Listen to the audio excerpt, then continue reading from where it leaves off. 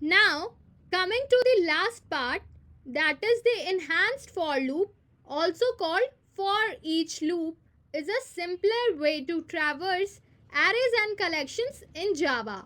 It automatically fetches each element one by one. So, we don't have to manually track indices or iterator position.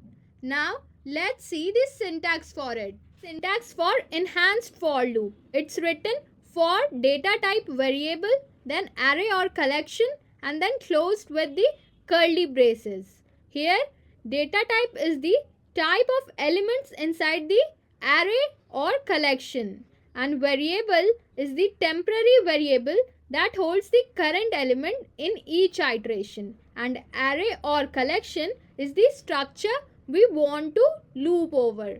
Now let's see the code for it. Now let's directly paste the code to avoid extra time. So let's write. Now you can see in line number 10, int num equal to curly braces and 10, 20, 30. Here I create an array nums with 3 numbers. Simple list of primitives, that is 10, 20 and 30. Then I write int sum equal to 0, a sum variable to accumulate the result. Here I use the enhanced for loop. For each int n nums, Java will visit each element in order.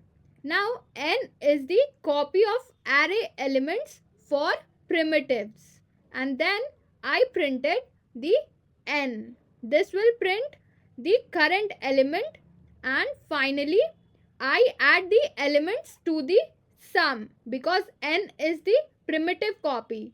This updates sum, not the array. And finally I printed the sum. So let's see the output for it.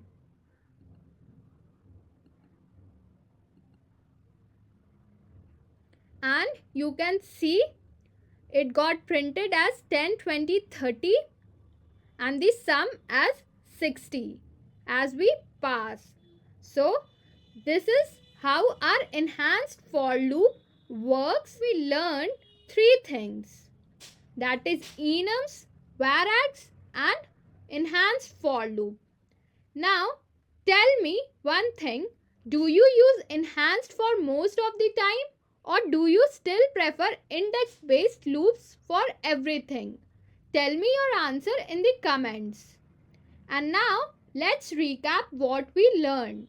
Enums to define fixed set of constants, varargs to accept multiple arguments without overloads, and enhanced for loop to iterate cleanly without indexes. Now, out of these 3, which one do you see yourself using most in real projects? Comment and let me know. So, today we covered 3 really handy features. Tomorrow we will cover with file handling. Now, before wrapping this session, let me show you something quickly. Your one-stop platform to master interview preparation question. Here is the home page. From here, let's go to the learning section. And you can see multiple categories. And now let's check the prep zone. It has 3 parts.